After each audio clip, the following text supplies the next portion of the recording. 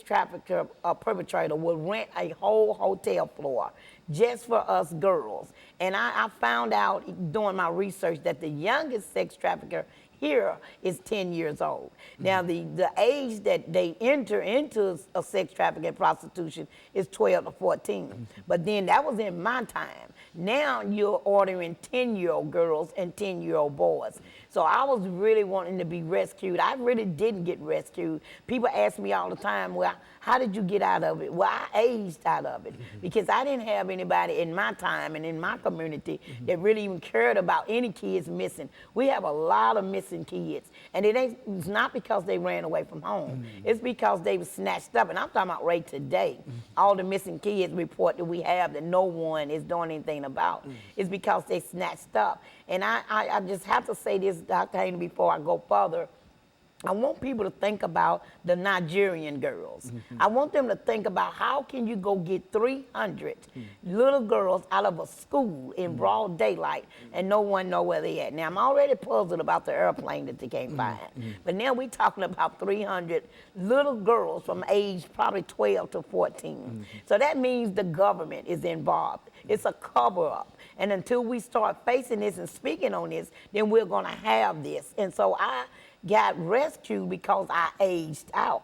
And I aged out, I was like 42 years old, but I aged out at 30 because now by then I'm full of drugs, I'm homeless, I don't feel like I belong to anything, I don't want to live, so I'm not performing as good as the 12-year-old I once were or the 14-year-old. So that means I'm costing them money. See, you'll cost them money because now they got to feed you more drugs, and that means the price is going up.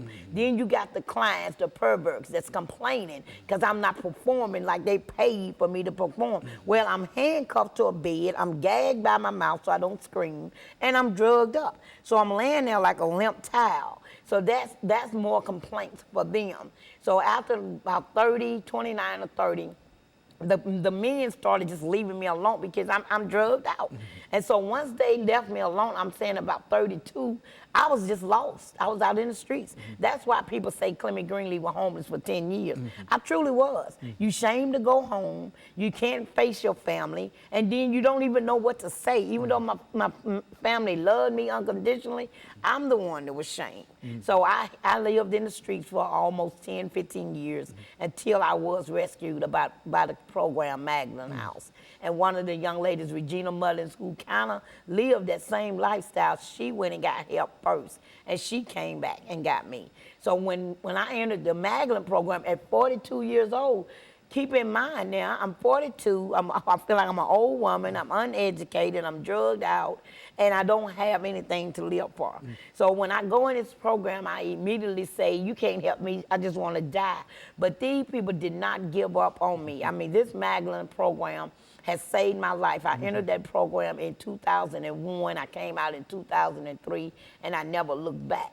And so she has been such an inspiration. She is Reverend Becca Stevens, the founder. She has been such an inspiration to me that she has encouraged me to go further. And so she believed in me so much that she sent me to New Orleans, and that's where I've been for the last 18 months. I went down there to help open up a house like Magdalene to go educate them on sex trafficking and also to go to the streets of New Orleans. If you know the streets of New Orleans, the first place you hit is Bourbon Street because everybody have all these call girls or girls swinging in and out the windows and all the prostitutes standing on the sidewalk. Well, then who have once asked one of those ladies, are you here against your will? Because everybody is not there because they want a new Lexus or they want to pay off a college fee. Some people are there because they are forced there. And you got to look and see who's watching you when you talk to the girls. So I made it to New Orleans and I did a lot of speaking. I went and talked to a lot of judges, DAs, police officers, anybody I could talk to, sororities. And I spoke so well about sex trafficking in the United States, period, not just New Orleans, that the governor even offered to bring me back down. And so it's a real problem, you think, in the city of New Orleans, and would that be typical of some of the other cities? It's not as hidden there, perhaps, as it might be in Tennessee. No, the stats show that number one is Atlanta. They show that proves that. Then you got Texas, because it's running down that I-10 line too. So you got 5 states that's really is major in it, and New Orleans just happened to be one of the states that made their laws a little tougher. So we are trying to get other states to back off of what Governor Jindal just did, because by him changing the law, it made it stiffer. And what I mean by made it stiffer, Dr. Haney, is if we got locked up for any sex crime, crime against nature, just doing any kind of oral sex, anything we get caught doing, we automatically get charged as a sex offender. We automatically get 18 months to 3 years. It's women's in jail now just because they got caught giving oral sex. But the man, he didn't get caught doing anything, so I didn't think that was right. So if you're going to force us out here, and then this man is going to be a pervert enough to pay for me, and I'm 12 and 10 years old, then I feel like then you need to be accounted for too. So my call was to ask them to change the law and make it stiffer on everybody, not just us. You make it stiffer on the men's, and you make it stiffer on the men's who are putting us out there. Well, it appears to me, Ms. Greenlee, doing this as we end this first segment, that this is a real problem in America today. Is that what we're saying? This is a huge problem in America today. And we'll be back with our audience following this very, very short commercial break.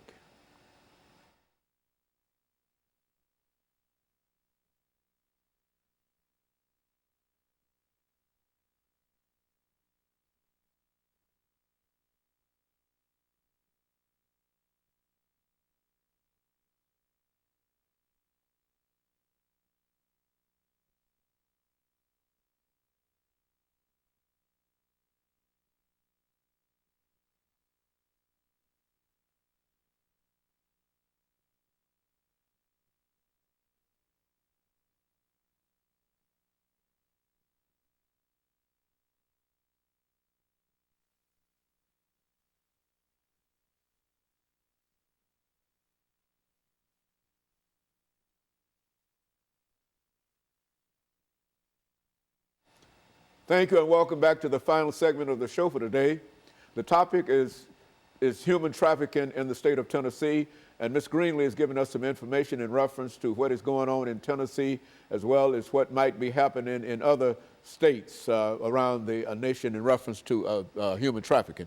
Continue our conversation, Ms. Greenlee. Yes, Dr. Haney, I have 3 13-year-old nieces, and I'm scared to death that if I don't stay in their life and in their face it talking about sex trafficking and men's and what they're choosing to do, I'm afraid I will lose them. So we have 2 organizations other than the Magdalene program. We have 2 organizations that's out here trying to reach the sex trafficking youth as we speak.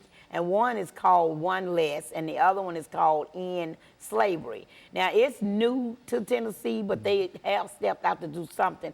Magdalene was the only organization that really stepped out there. Magdalene is just one organization that can hold so many. But it is so many young ladies out here that's being trapped already. It's so many phone calls that I get from 14-year-olds and 13-year-olds, and majority of them start out and saying, he tricked me.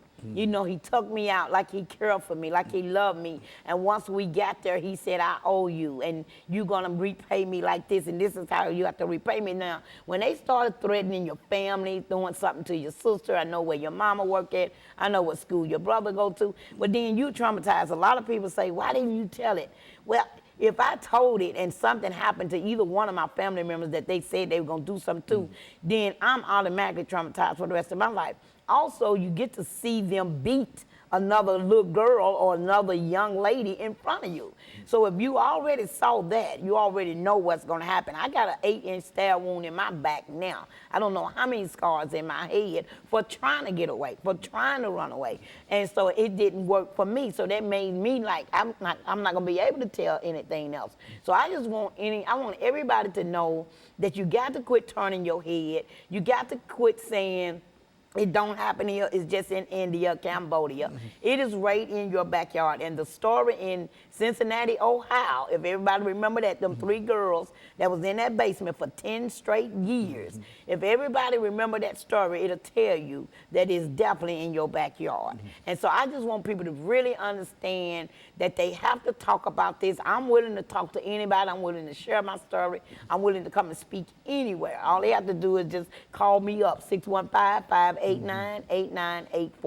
And I'll come anywhere, because not only are they asking for the girls, they're asking for the little boys. So when I was in Louisiana, one of the clerks, workers had went online and ordered a 10-year-old boy. And this is why we was opening this subject, because this is not just a can of worms. This is a conversation and a concern for the entire state of Tennessee. And so people are able to order children by way of the internet.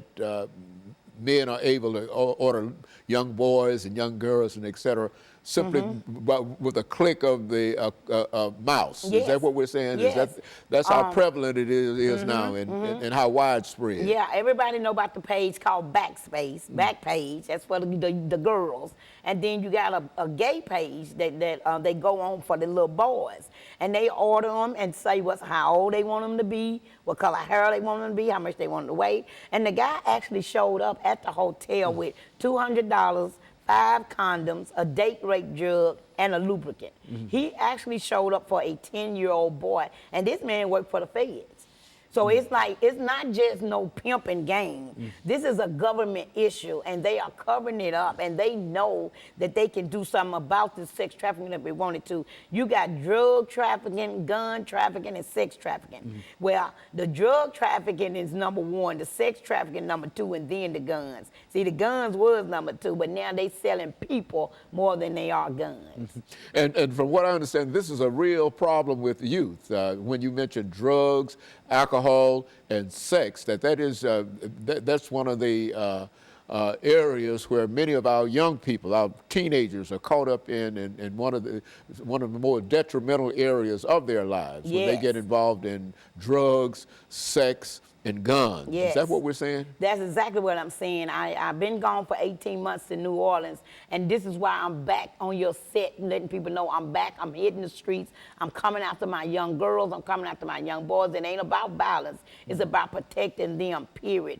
I've already had a phone call from several young girls telling me that they went to the hotel with their boyfriend because they thought they loved them, and when they got there, it was other men in there waiting for them that they have already paid for to have these kind of sex activities with these little girls. They are getting caught up once they turn me onto that X pill or that bar or that crack or the heroin that's coming out now. The new heroin is coming back. Once they get the young girls on that right there, then they on their way to being sold as slaves. We've got to do more, you think, as a community and as a society in reference to this, Ms.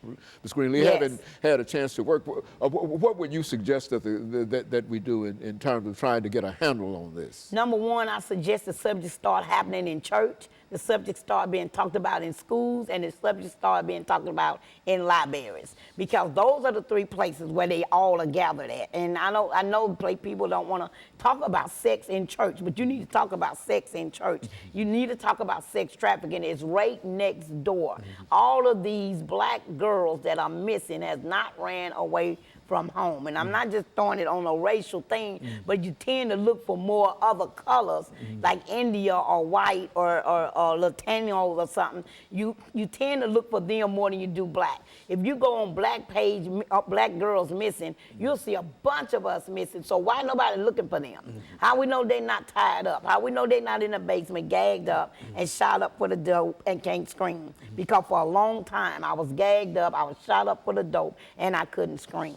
And so this is a real problem, and that what we're doing now is to simply try to highlight that and make people much more aware of it. And I have to admit that this is an eye opener to me. Of course, I've heard of sex trafficking and here and there, but I didn't know it was such an industry. And you were saying that it is a real industry, Yes. and people are making a lot of money, and a lot of folks Oh, are yes. getting hurt in reference to it, and et cetera.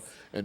And I think you mentioned the problem down in Louisiana, where the government is actually changing things in such a way that's detrimental to young girls more than anything else. Yes. Is that what we're? Yes, he had made the laws even stricter for the perpetrators now and the pimps. Like I said, the pimps is not in an afro and a Cadillac anymore.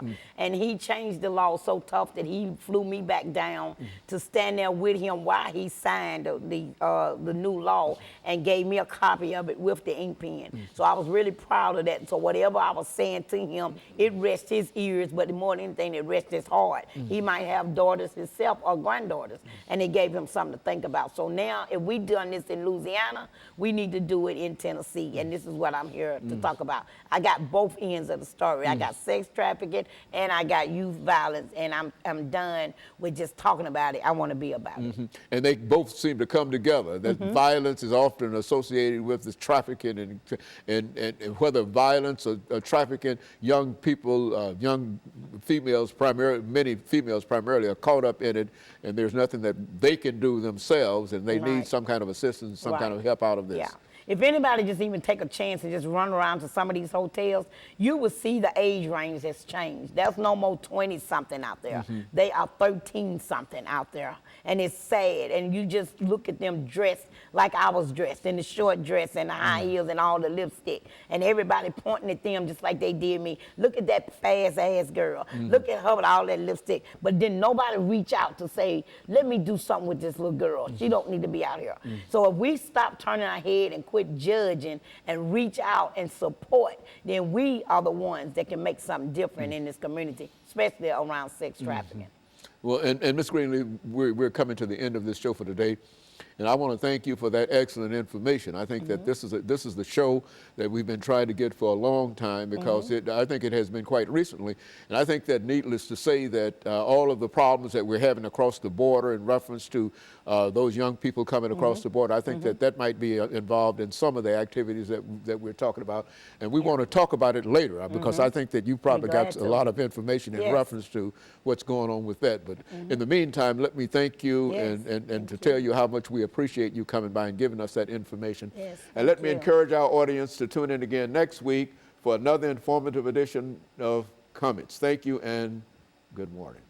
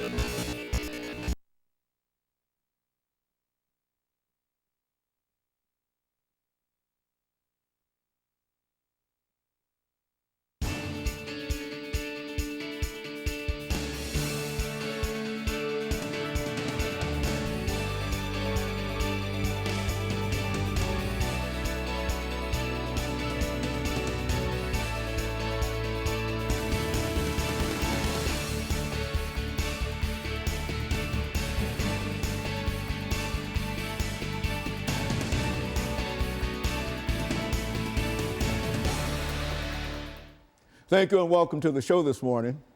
The topic this morning is the Stonewall riots and the LGBT movement throughout the United States. And we have to talk about the Stonewall riots and the LGBT movement in this world, Miss Lana McLaughlin. And I think that Lana McLaughlin is no stranger to any of my members of the audience. Lana, let me welcome you this morning, because this is the end of the third year that you've been with us, and you've made significant contributions in terms of the information that you've given us.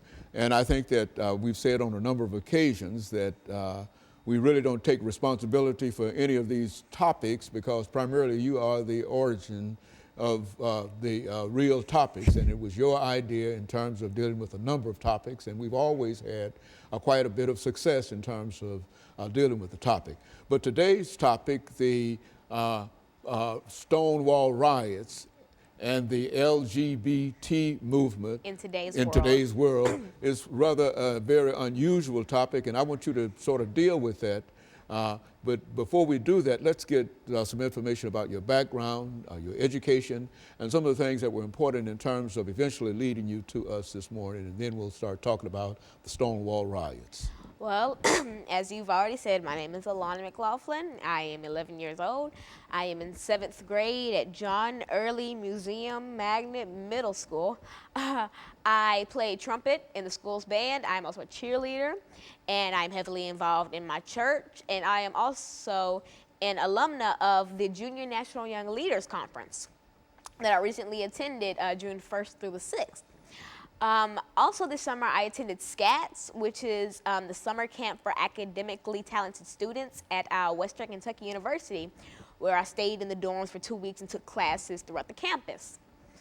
Now, I got involved in the show back in 2010, and so as you said, this is kind of wrapping up my third year. We have one episode after this. And so that's a bit about me.